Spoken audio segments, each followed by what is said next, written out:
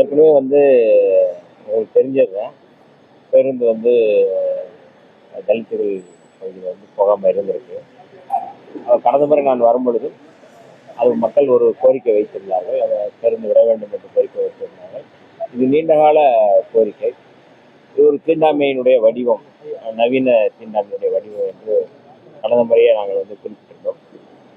மாண்புமிகு முதல்வர் அவர்களுடைய கவனத்திற்கு கொண்டு சென்று அந்த பேருந்து விட வேண்டும் என்று கோரிக்கை வைத்த பிறகு அந்த பேருந்து தலித் பகுதியினுடைய குடியிருப்புக்குள் சென்றிருக்கிறது. அந்த வகையில் அந்த பேருந்து இன்றைக்கு வந்து எப்படி இருக்கு மக்களை சந்திப்பதற்காக நேற்று வந்து ஆக்சுவலாக வந்து முதல்வர் ஆய்வின் போது வந்து பார்த்தீங்கன்னா சமூக நல விடுதிகளில் வந்துட்டு நிறைய குறைகள் இருக்கிறதா வந்துட்டு ஆக்சுவலாக மாணவர்கள் குற்றம் சொல்லியிருக்காங்க. அது வந்து ஆக்சுவலாக நீங்கள் நேரில் போய் ஆய்வு பண்ணி அந்த இதுகள் தீர்க்கப்படுமா? நிறைய இடங்கள்ல இந்த குற்றச்சாட்டுகள் நடந்துட்டு இருக்கு. அதாவது தமிழ்நாடு முழுக்க இந்த சமூக நீதி துறையில் கட்டுப்பாட்டுக்குள் இருக்கின்ற விடுதிகள், அந்த விடுதிகளில் நாங்கள் ஒவ்வொன்றாக இப்போது ஆய்வு செய்து வருகிறோம். அந்த வகையில் தான் நேற்றைக்கு மாண்புமிகு முதல்வர் அவர்கள் அந்த விடுதியை ஆய்வு செய்தார்கள். நிறையா விடுதிகள் நாங்கள் ஆய்வு செஞ்ச இடங்கள்லையும் கடந்த காலங்களில் எப்படி இருந்ததோ அப்படியே தொடர்கின்றன. போதாமைகள் இருக்கின்றன, தேவைகள் இருக்கின்றன, கோரிக்கைகள் இருக்கின்றன. அவற்றை ஒவ்வொன்றாக நாங்கள் வந்து செய்யணும் சொல்லிட்டு இருக்கிறோம். குறிப்பாக நேற்றைக்கு முதல்வர் அவர்களிடம் வந்து மாணவர்கள் வைத்த மிக முக்கியமான கோரிக்கைகள்ல அதாவது மின்தடை ஏற்பட்டால் அதுக்கு வந்து இன்வெர்டர் வேணும்னு சொல்லி கேட்டாங்க. அது வந்து கடந்த காலங்களில் இல்லை. கடந்த 10 ஆண்டுகளுக்கு மேலாக 15 ஆண்டுகளுக்கு மேலாக மின்தடை ஆயிடுச்சுன்னா அது எப்போ வருமோ அப்போ தான் வரும். ஆனால் மாணவர்கள் அந்த கோரிக்கை சொன்ன உடனே வீடுகளில் இன்வெர்டர் இருக்குது, எங்களுக்கு இல்லை அப்படின்னு சொல்லும்போது அதை கவனத்தோடு கேட்டு உடனடியாக அதை வந்து அதுக்கான பட்ஜெட்டை கூட்டி உடனே செய்யுங்க அப்படின்னு சொல்லியிருக்கிறாரு. ஆக தேவைகள் இப்போ என்னென்ன அப்படிங்கிறத பொறுத்து தான் நம்ம வந்து பண்ணுறோம். அதனால் மாணவர்களுடைய உணவு அந்த தரத்தையும் நாங்கள் வந்து கூட்டணும்னு சொல்லியிருக்கிறோம். ஒவ்வொன்றாக அதை வந்து பரிசீலிக்கணும். உடனடியாக மாண்புமிகு முதல்வர் அவர்களும் எங்களுக்கு வந்து உத்தரவிட்டிருக்கிறாரு, நீங்கள் இதெல்லாம் செய்யணும் அப்படின்னு சொல்லியிருக்கிறாங்க. நாங்கள் அதை செய்வதற்கான வேலை திட்டங்களை வந்து தொடங்கியிருக்கோம். ஆதி திராவிடர் நலத்துறை அப்படின்ற பெயர் மாற்றம் வந்து வருத்தமளிக்குதுன்னு சொல்லி திருமாவளவன் நீங்க அந்த துறையில் இருக்கீங்க, ஆனா நீங்க அந்த பெயர் மாற்றம் வந்து சரியானதா செய்யறீங்க. உங்களுடைய நிலைப்பாடு என்ன? இல்ல கட்சியுடைய நிலைப்பாடு எடுத்துக்கிறீங்களா இல்ல அரசாங்கத்துடைய நிலைப்பாடு இருக்கீங்க? அதாவது எங்க தலைவர் அவர்களுடைய நிலைப்பாடு தான் என்னுடைய நிலைப்பாடு. அதனால தலைவர் எடுத்த நிலைப்பாட்டுக்கு நாங்கெல்லாம் கட்டுப்படக்கூடியவர்கள். நாங்கள் அவருடைய தொண்டர். தலைவருடைய முடிவை நாங்கள் எடுத்துக்கிறோம். அதுல மாற்று கருத்து எதுவும் இல்லை. பள்ளிகள் எல்லாம் வந்து நோட்ல எல்லாம் வந்து டைரியில வந்து ஜாதி பேர் தான் கேட்கக்கூடிய நிலவரம் தொடர்ச்சியாக அரசாணைகள் இருக்கு, இருந்தும் தனியார் பள்ளிகள் எல்லாம் வந்து அப்படி எங்காவது இருந்ததுன்னா நம்ம வந்து கடும் நடவடிக்கை எடுக்கப்படும் சொல்லி மாண்புமிகு பள்ளிக்கல்வித்துறை அமைச்சரே வந்து சொல்லியிருக்கிறாரு.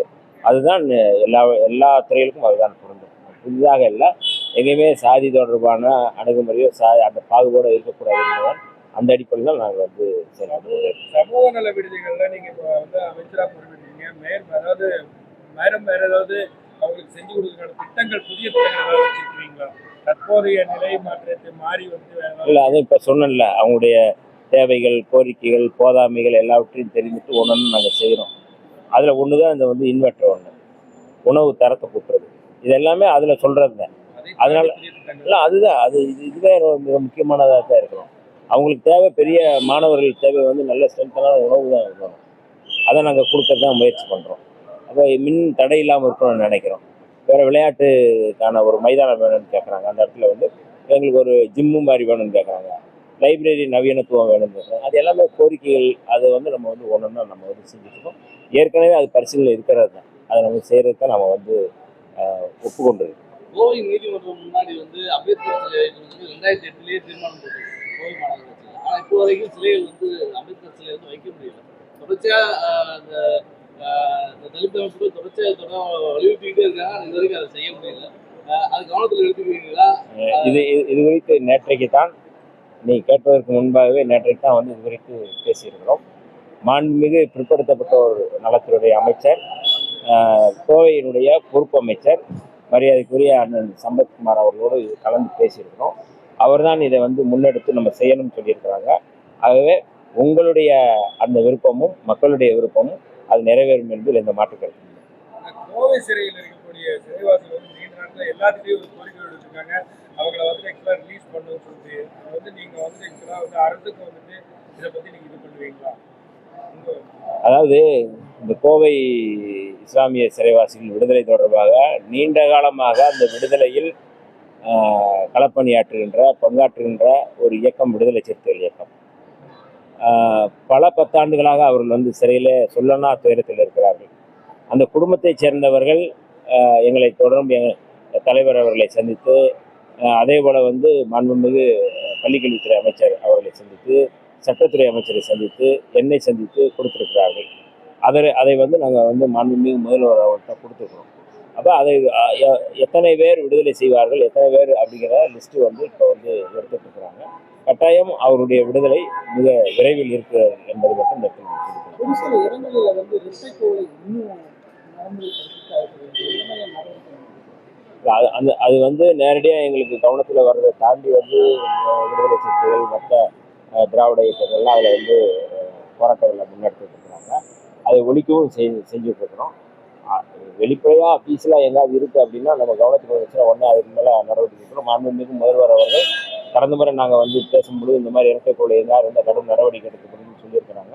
அதை வந்து கட்டாயம் வந்து இதுக்கு வந்து எந்த தயவுதாட்சணியும் இல்லை. இரட்டைக்கோளை முறை எங்காவது இருந்ததுன்னா அதை நீக்க வேண்டும். அந்த மாதிரியான தீண்டாமையை கடைபிடிப்பவர்கள் மீது கடும் நடவடிக்கை எடுக்கப்படும்.